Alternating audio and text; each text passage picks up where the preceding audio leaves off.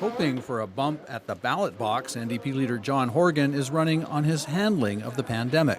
COVID has turned our world upside down, but working together, following advice, following the science, British Columbia is leading the way in Canada. NDP promises include much greater spending on health care and a $1,000 COVID cash benefit for middle-class families. It's been a tougher road for the BC Liberals. Their leader has often been on the defensive due to controversial candidates. His big promise, temporarily axing the provincial sales tax.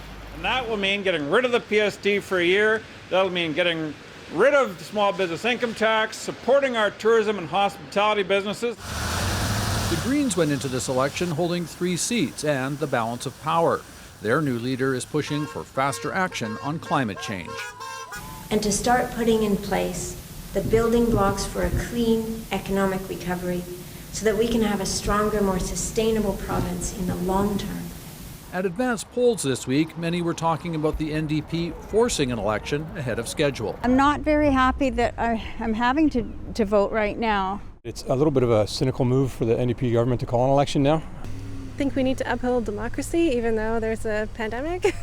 I definitely do not think that it was a good idea to have an election now. I think it was very selfish of the party in power. But will that matter at the ballot box? People in this context of the COVID crisis are obviously making decisions about their economic future, how they feel, what makes them feel safe. And I think those are the issues that ultimately will decide the election. Finding out who wins may take more than 2 weeks. That's how long it's expected to process 500,000 mail-in ballots, votes that may end up deciding this election. Greg Rasmussen, CBC News, Vancouver.